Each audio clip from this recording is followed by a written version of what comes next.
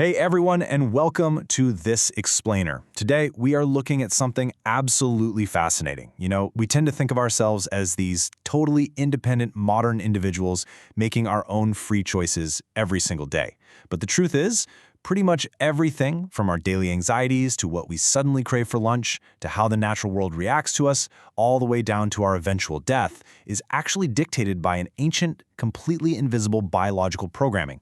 We are literally running incredibly old software in a brand new world. And today, we're going to decode the whole shebang. To really wrap our heads around this, we're going to explore 4 concentric circles, moving from the inside out. First, your ancient biological code.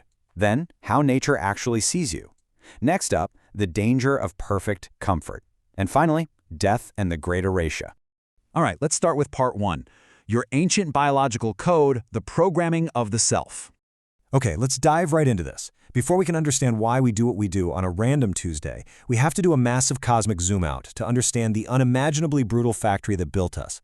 Earth got along just fine without us for 4.5 billion years. The very air in our lungs right now, it's just the leftover byproduct of a microbial catastrophe that happened 2 billion years ago.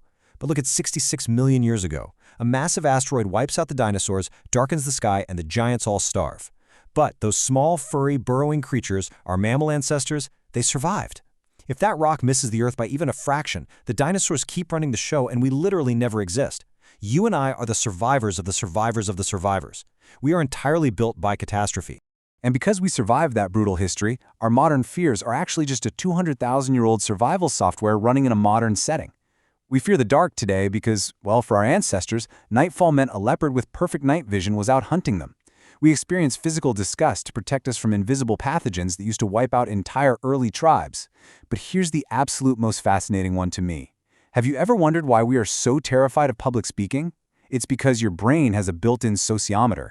See, in ancient times, being embarrassed or cast out of your group didn't just mean you felt a little lonely. It meant dying alone in the dark. So today, your brain still processes a room full of staring eyes as a literal life-or-death threat. And speaking of our brains, have you ever wondered why you can't remember being a baby? People think it's because a baby's brain is too weak to record memories. But actually, scratch that. It's because it was too busy growing.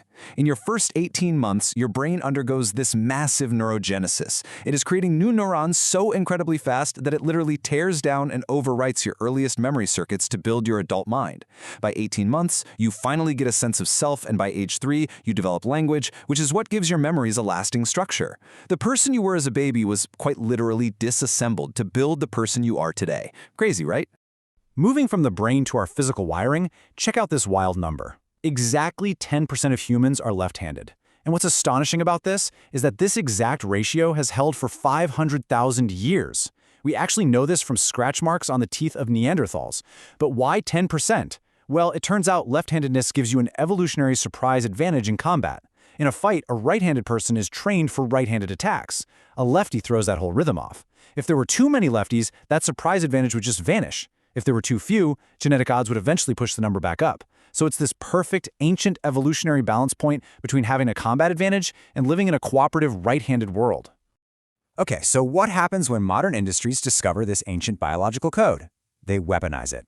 Food scientists intentionally engineer ultra-processed junk food to hit what they call a bliss point. This is a precise, calculated ratio of fat and sugar that mimics breast milk. Literally the very first thing your brain was ever built to crave. They use tricks like vanishing caloric density to make foods, like cheese puffs, basically melt instantly on your tongue so your brain doesn't even register that you ate them. They design this food to be swallowed super quickly, completely beating your stomach's natural 20-minute delay in telling your brain it's full. And the kicker?